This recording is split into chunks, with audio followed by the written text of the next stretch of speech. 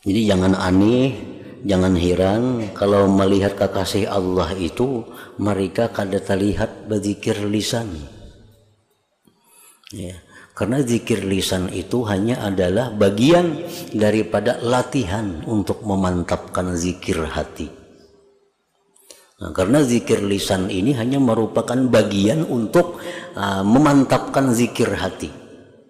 Bagi orang-orang yang sudah hatinya sudah kada lupa lagi dengan Allah, mungkin dia meninggalkan zikir lisan itu. Banyak aulia Allah tuh kada kelihatan zikirnya, kada kedengaran zikirnya, tapi hati mereka selalu ingat kepada Allah.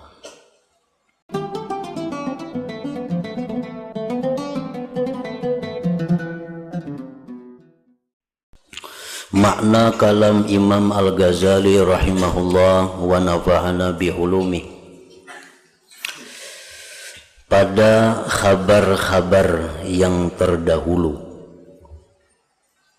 bahwasanya Allah Subhanahu wa taala mewahyukan kepada sebahagian nabi-nabinya, hanya saja aku menjadikan untuk kekasihku.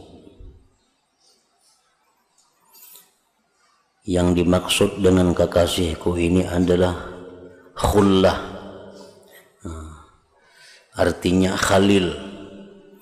Hanya saja aku menjadikan untuk kekasihku orang yang tidak lelah dari mengingatku, berzikir kepadaku.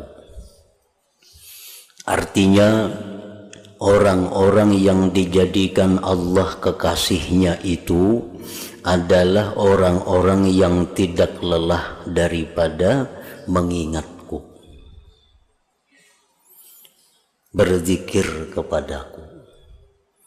Nah, itu jangan diartikan sempit bahwa yang dimaksud dengan berzikir itu adalah orang yang mengucap la ilaha illallah. Karena kita kada mungkin dalam 24 jam mengucap la ilaha illallah itu. Bukan diartikan dengan zikir itu orang-orang yang mengucap istighfar, salawat, atau Allah Allah atau hu. Karena manusia manapun kada akan bisa selama 24 jam hanya itu yang diucapnya, hanya itu yang diingatnya. Tetapi pengertian zikir di sini adalah secara luas, bahwa apabila kita melihat segala sesuatu, apapun sesuatu itu, kita lihat sesuatu itu tidak terlepas daripada Allah Subhanahu wa ta'ala, maka itu adalah termasuk daripada zikir kepada Allah. Apapun yang kita lihat, apabila kita melihat itu sesuatu kada terlepas daripada Allah, itu adalah zikir. Dan ini bisa mungkin kita lakukan terus menerus, baik dalam keadaan berdiri, berjalan, berduduk, berbaring, bergaul, berdagang.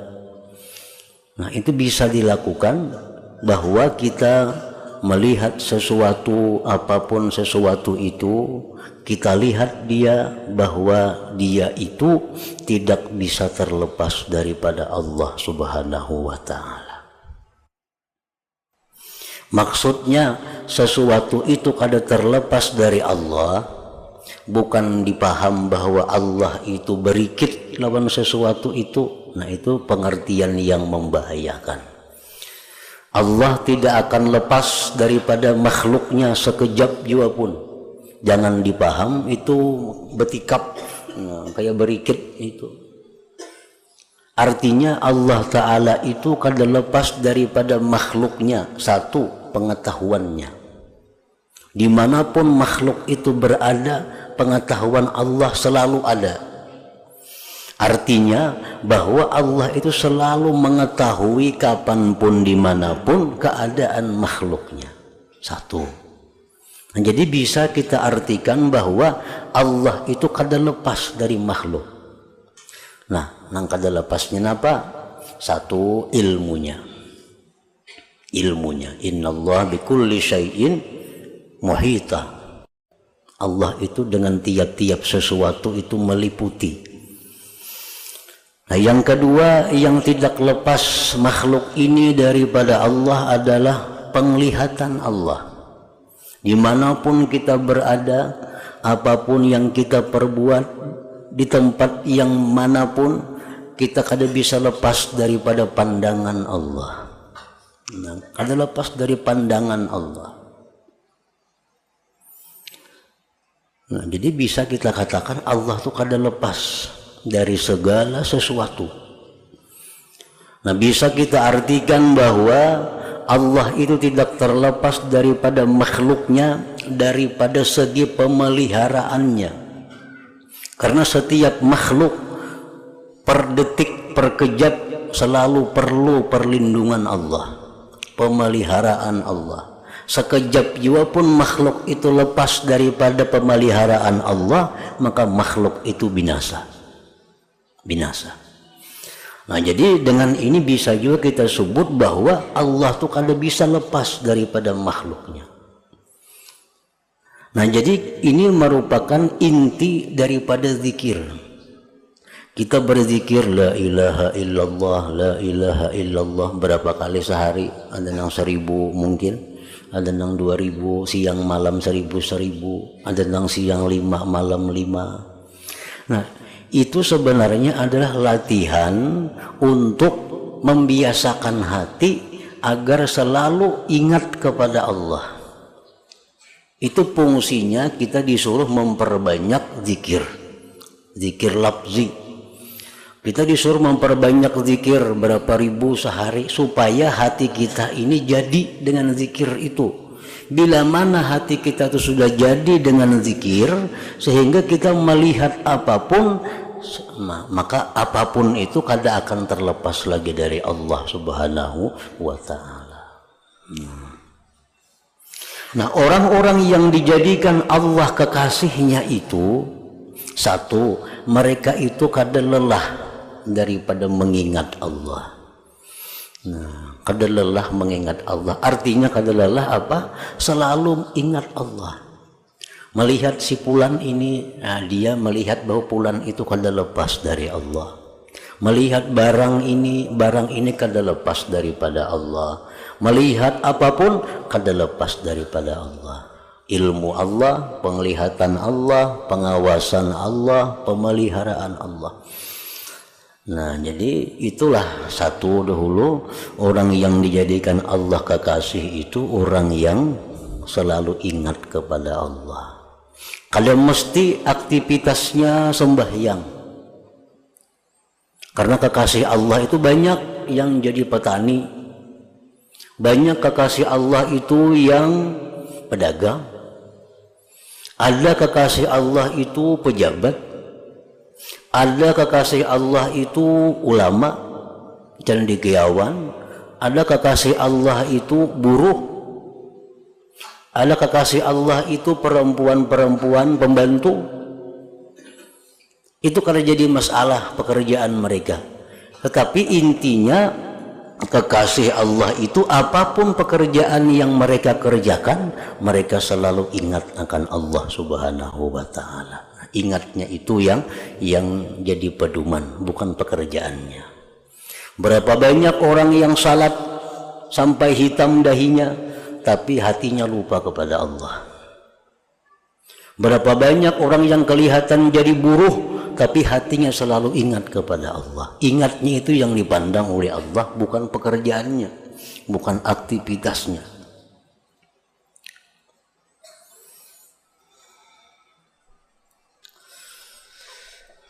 Satu itu, kekasih Allah itu tidak lelah dari mengingatku, ujar Tuhan, berzikir kepadaku. Jadi jangan aneh, jangan heran kalau melihat kekasih Allah itu mereka kada terlihat berzikir lisan. Ya, karena zikir lisan itu hanya adalah bagian daripada latihan untuk memantapkan zikir hati. Nah, karena zikir lisan ini hanya merupakan bagian untuk memantapkan zikir hati. Bagi orang-orang yang sudah hatinya sudah kada lupa lagi dengan Allah, mungkin dia meninggalkan zikir lisan itu. Banyak aulia Allah tuh kada kelihatan zikirnya, kada kedengaran zikirnya, tapi hati mereka selalu ingat kepada Allah. Yang kedua, ujar Tuhan, orang yang kujadikan kekasih itu dan ia tidak mengutamakan sesuatu dari makhlukku mengalahkanku. Dan ia tidak mengutamakan sesuatu dari makhlukku mengalahkanku.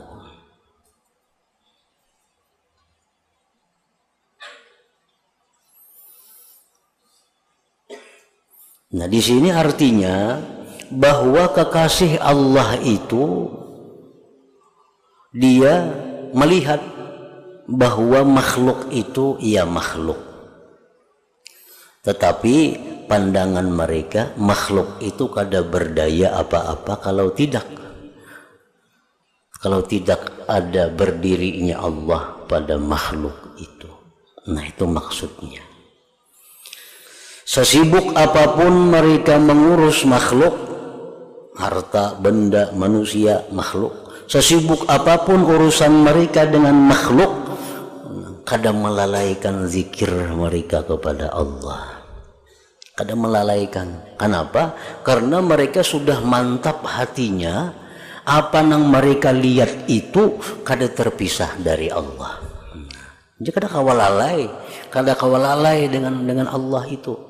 Apapun yang diurusnya, apapun kesibukannya, kadang mengganggu zikirnya, karena ia sudah melihat sesuatu apapun kada bisa lepas dari Allah.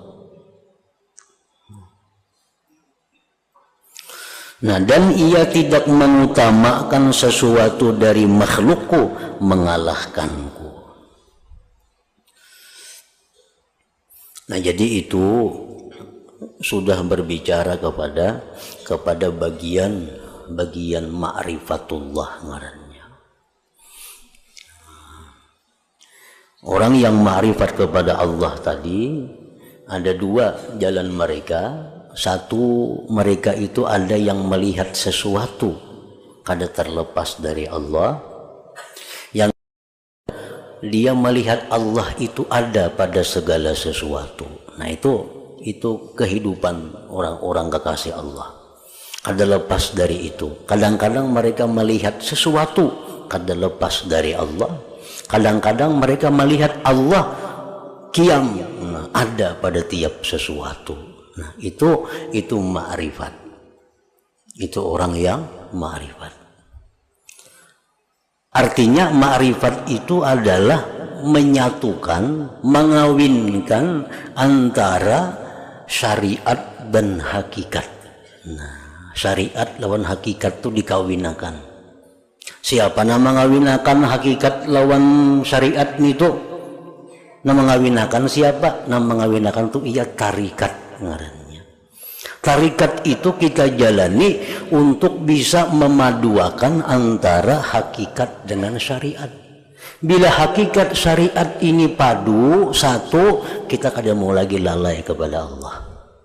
Kada mau lagi lupa lawan Tuhan. Dimanapun kita berada, apapun keadaan yang kita hadapi, kalau sudah syariat hakikat itu sudah kawin, sudah satu. Nah, kayak apa caranya supaya bisa kawin itu? Nah, disuruh orang bertarikat. Nah, tarikat itu artinya jalan untuk menuju perkawinan antara syariat dan hakikat. Kalau orang bersyariat saja, ini kada ingat lawan Allah, melihat bulan-bulan, melihat ini mutlak sampai di situ. Itu orang bersyariat saja. Kalau orang berhakikat saja, ini kada ingat lagi lawan sesuatu samuan dilihatnya Allah. Kada kawajuan itu. Nah, jadi yang paling sempurna itu adalah syariat itu dikawinkan dengan hakikat. Nah, itu ngarannya adalah ma'rifatullah. Nah, jadi melihat sesuatu, ya sesuatu juga melihat orang-orang juga, tapi orang itu kada lepas dari Allah. Nah itu ngarannya sudah kawin syariat lawan hakikat. Kalau melihat orang itu, ingat orang itu aja, ngarannya syariat. Kalau inya melihat orang, kada lagi melihat orang, melihat Allah semata, ngarannya hakikat saja itu. Nah, itu yang disuruh tuh kita melihat orang-orang, tapi orang tuh kada bisa lepas dari Allah. Nah, bila kita macam itu, kawa kita 24 jam zikir kepada Allah. Walaupun kita guring kita pun guring berzikir ngarannya. Bila sudah kawa nang macam itu. Jadi itu gunanya tarikat. Tarikat ini supaya kawa ke jenjang itu. Kan tarikatnya mulai tubat, dulu tuh tarikat tuh batubat, kayak nawara, zuhud, sabar, syukur tuh tarikat itu. Ujungnya supaya bisa menyatukan antara hakikat dan syariat tadi. Jangan dibuang syariat tuh, kada boleh dibuang. Syariat tuh tubuhnya Nabi. Orang meniadakan syariat sama meniadakan Nabi. Nah, hakikat pun kada boleh dibuang. Dibuang hakikat sama meniadakan roh Nabi. Kada kawa. Nabi kita hidup. Nabi kita punya jasad dan punya roh. Berarti harus ada hakikat dan syariat itu. Orang saraba Allah Ta'ala tapi kada bersembayangan tuh hantu. Hantu. Kada bersembayangan, puasa kada, sembayang kada. Jadinya aku mandang hakikat saja. Enggak tuh jangan bermakanan juga. Jangan bermakanan lagi, jangan berminuman lagi, jangan berguringan lagi. Ingatan Allah Ta'ala lagi semacam lagi. Nah, jadi itu sesuatu nang kada bujur, sesuatu nang salah. Kalau hanya hakikat nang dikaji. Syariat itu wajib ada. Buktinya apa? Lahirnya Nabi. Itu menunjukkan bukti adanya syariat. Hakikat itu pun ada, buktinya adanya roh Nabi kita. Jadi dua itu mesti dikawinakan supaya normal, Bila sudah itu jadi satu, nah mengingat Allah itu kada ada lapahnya. Dengan sendirinya ingat Allah. Nah kemudian lagi kada bakalan mau utamakan makhluk daripada Allah, karena sudah tahu makhluk itu kada bisa lepas dari Allah. Nah, jadi amun kita bapaksaan mengingat Allah baharianan kada kawa, kada mampu kita, kada mampu. Jadi intinya orang yang jadi kekasih Allah itu orang yang ma'rifat dengan Allah, orang yang ma'rifat dengan Allah. Ma'rifat dengan Allah macam apa? Ya nang kayak tadi, orang yang bisa menyatukan antara hakikat dan syariat. Nabi kita dalam perang Badar itu disuruh oleh Allah untuk meluntarkan pasir. Untuk meluntarkan pasir ke jihad orang kafir. Diambil Nabi pasir segenggam, dilimparakan Nabi segenggam ini kalimpanan sama orang kafir. Lalu ujar Tuhan, wahai Muhammad, wa ma ramaita idz ramaita walakinallaha rama. Waktu ikam itu meluntar pasir itu, wahai Muhammad, itu sebenarnya bukan ikam yang meluntar itu, tetapi Allah yang meluntar itu. Nah sebenarnya itu artinya hakikatnya Allah yang meluntar itu. Tapi pada kenyataannya memang Nabi kita nang melimparkan pasir itu. Nah itu syariat ngarannya. Makanlah kamu, niscaya kamu kenyang. Tapi ingat, sebenarnya yang mengenyangkan itu adalah Allah Subhanahu wa Ta'ala. Tetap kita makan, dia bahkan gak ada makan. Makan tetap, cuma ingat akan yang mengenyangkan itu hakikatnya adalah Allah Subhanahu wa Ta'ala. Kalau itu jalan dalam diri kita, kita kada lelah mengingat Allah, kada lelah dan kada susah untuk selalu ingat lawan Allah. Karena melihat sesuatu, ingat, itu kada terlepas dari Allah. Apapun yang kita lihat itu kada bisa lepas dari Allah. Cuma tadi digaris bawahi, bujur-bujur digaris bawahi, arti kada lepas lawan Allah itu bukan menyatu. Nah, bukan menyatu, bukan itu. Menyatu yang kayak kayak banyu lawan susu, jangan kayak itu memaham. Ini menyirikkan itu, membuat syirik. Artinya Allah Ta'ala itu menyatu dengan kita, kada lepas dengan kita ilmunya. Kada lepas kemana aja kita berjalan Tuhan tahu aja. Menyatu juga ngarannya tuh, menyatu juga. Kemana aja kita berjalan Tuhan melihat lawan kita, menyatu juga penglihatannya lawan kita. Jadi jangan diartikan bahwa zat Allah itu bersatu lawan zat kita, bergampir. Nah itu syirik itu. Dan jikalau ia dibakar dengan api, niscaya ia tidak merasakan sakit dengan pembakaran itu.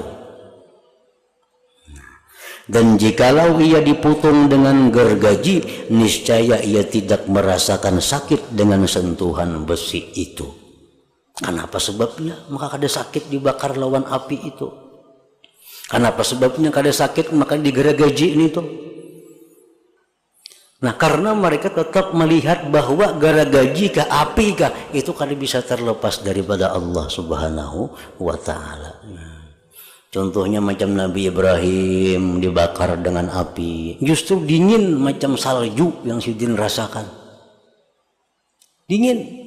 Nabi Ibrahim waktu dibakar Namrud dengan api.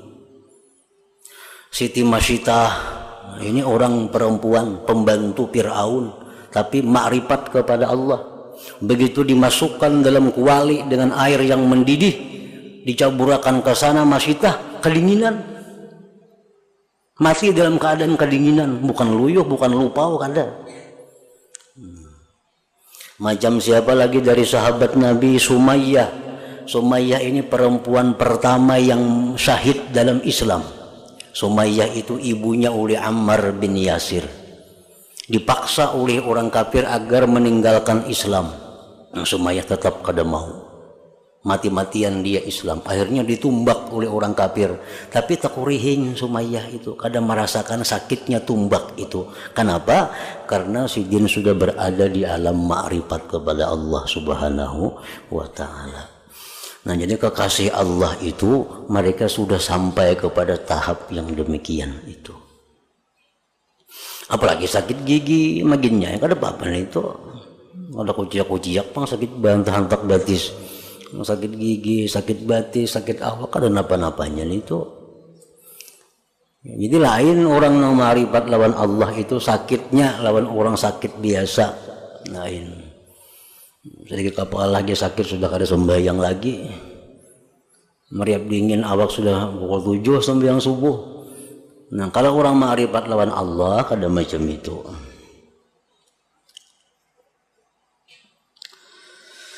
Nah maka barang siapa yang tidak sampai kepada dikalahkan oleh kecintaannya kepada batas ini, maka dari manakah ia tahu yang di belakang kecintaan ini dari karamah-karamah dan mukasyafah-mukasyafah.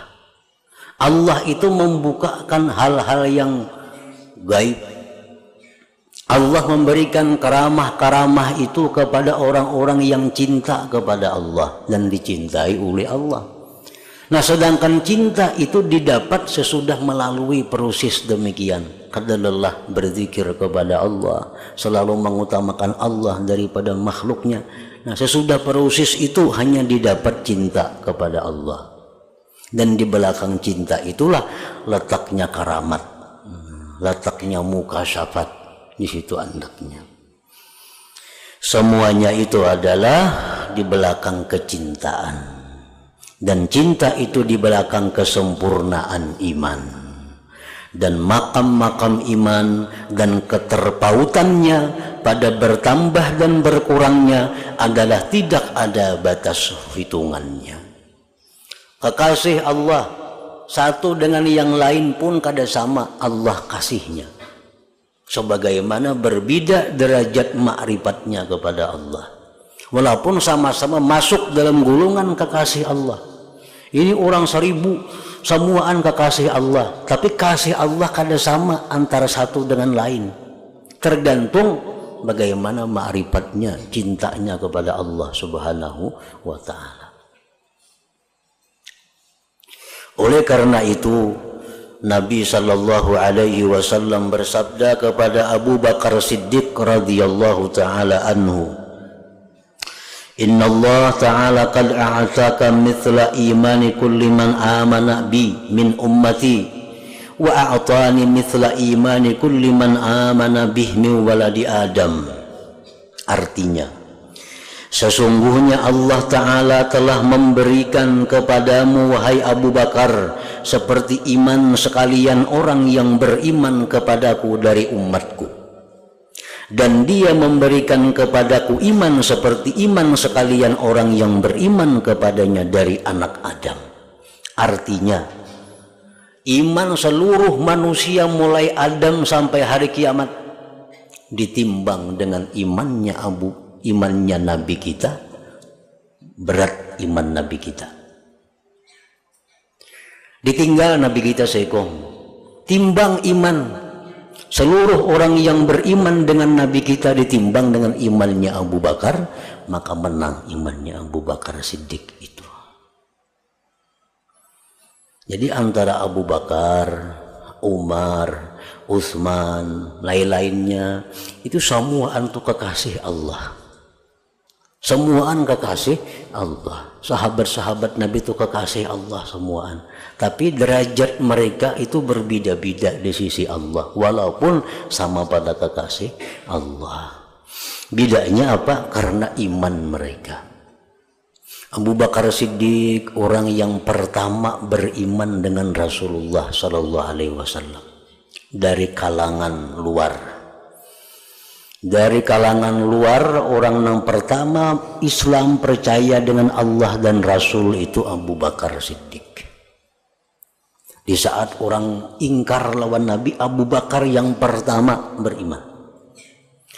Nah, di kalangan perempuan yang pertama menganut Islam adalah Siti Khadijah radhiyallahu anha. Itu bebinian pertama yang percaya dengan Allah dan Rasul.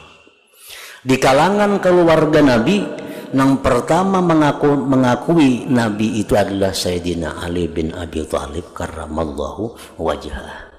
Nah, di antara tiga ini kada tahu namanya nang pendahuluan. Itu golongan ahlu sunnah demikian. Apakah nang terdahulu Sayyidina Ali kah? Apakah yang terdahulu itu Abu Bakar kah? Apakah yang terdahulu itu Siti Khadijah kah? Cuman yang jelas kalau dibagi tiga, kalangan luar yang pertama Islam Abu Bakar, kalangan perempuan yang terdahulu Khadijah, kalangan keluarga dekat Nabi yang paling awal Islam Sayyidina Ali bin Abi Thalib. Ada pendapat yang lebih mendekati kepada kebenaran, orang yang pertama beriman kepada Nabi itu sebenarnya adalah Khadijah radhiyallahu anha. Itu pertama kali manusia yang beriman kepada Rasulullah sallallahu alaihi wasallam. Kenapa sebabnya Khadijah itu disebutkan orang yang pertama percaya kepada Nabi? Karena begitu Nabi dituruni Jibril, Nabi kita ketakutan, menggetar. Pertama-tama Nabi kita mengadukan itu kepada Khadijah radhiyallahu anha, bukan kepada yang lain. Dan itu hadis Imam Bukhari. Pertama Nabi datang dari Gua Hira itu ke rumah, lapor kepada Khadijah, "Wahai Khadijah, aku dapat ini." Udah Khadijah, kamu jangan khawatir wahai Muhammad, Allah pasti bermaksud baik kepada engkau. Allah kada akan mencelakakan engkau. Engkau berbuat baik kepada orang, engkau penyayang kepada orang, engkau membantu kepada orang. Kada mungkin Allah menyia-nyiakan engkau. Nah, itu kalimat dimaknai adalah sebagai imannya Khadijah kepada Allah dan Rasulnya.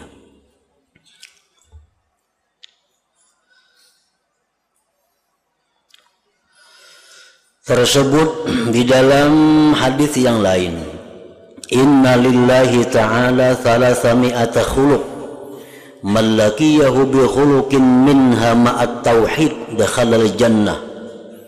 Faqala Abu Bakrin ya Rasulullah hal piyya minha khuluq? Faqala kulluha fik ya Abu Bakar wa ahabbuha ila Allah ta'ala as-sakha.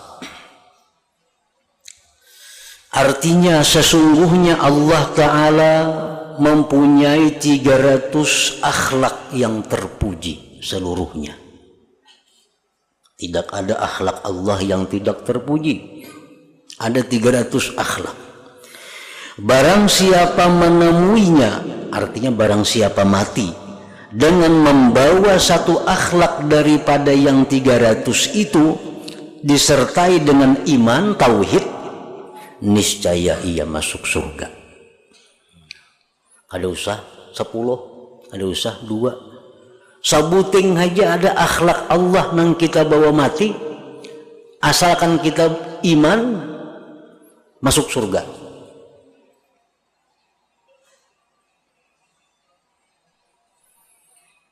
Akhlak Allah itu macam apa? Macam penyayang. Itu akhlak Allah, penyayang. Apalagi akhlak Allah itu pemberi rezeki. Itu akhlak Allah. Apalagi akhlak Allah itu pelindung, pendidik, pemelihara, pengasuh. Itu akhlak Allah.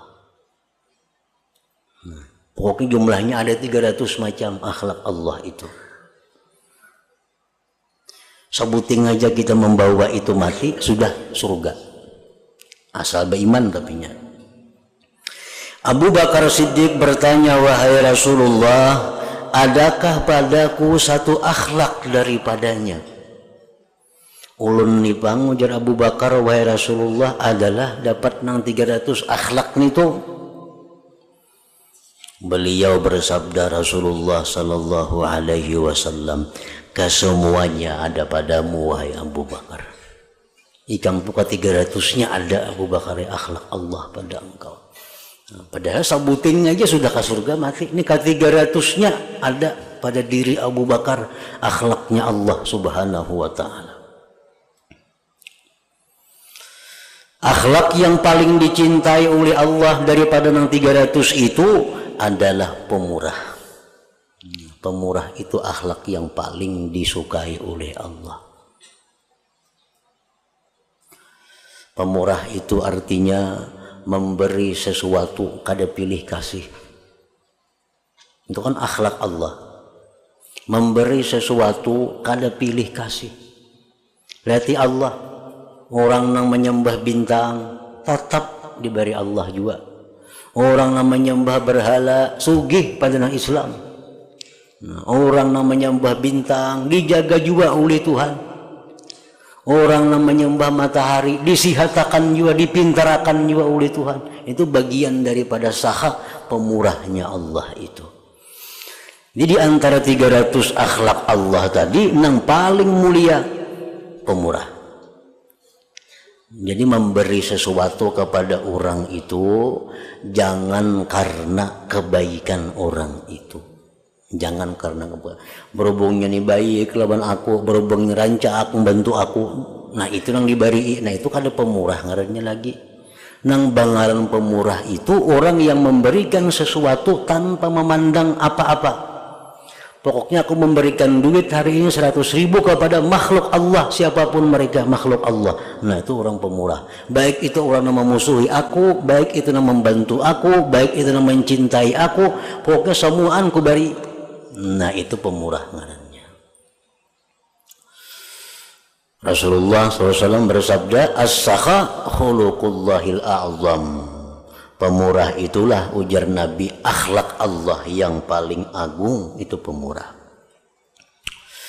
Dan Nabi sallallahu alaihi wasallam bersabda, ra'aitu mizanan dulliya minas sama fawudi'atu fi kaffatin wa wudi'at ummati fi kaffatin farajahtu bihim wa wudi'a Abu Bakrin fi kaffatin wa ji'a bi ummati fawudi'at fi kaffatin farajah bihim.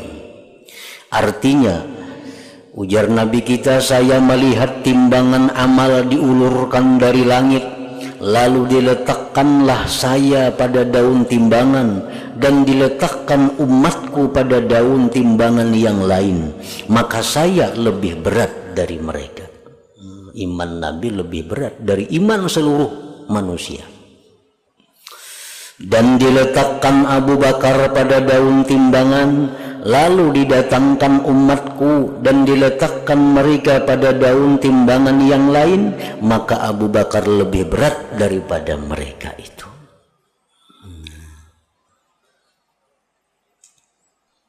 Jadi Abu Bakar lebih berat.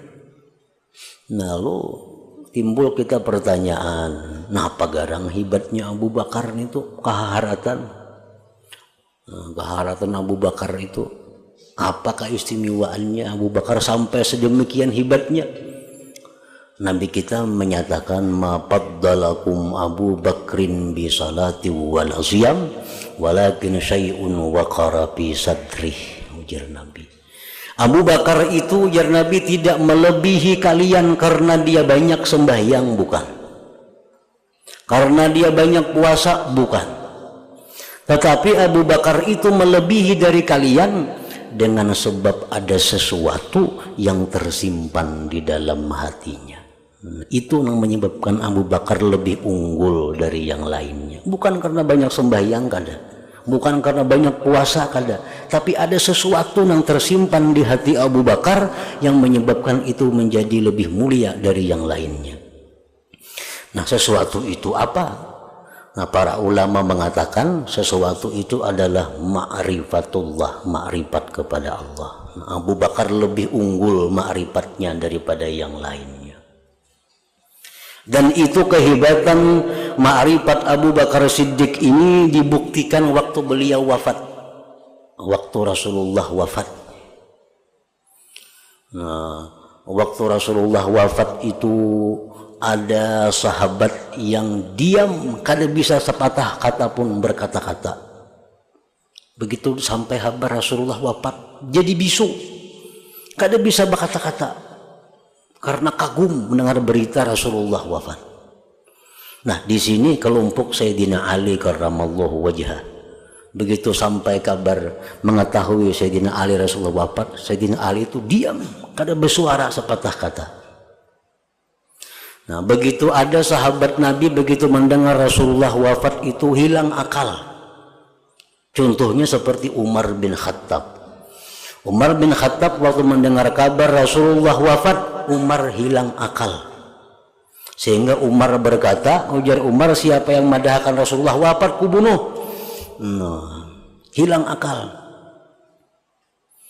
Abu Bakar begitu dikabari Rasulullah wafat,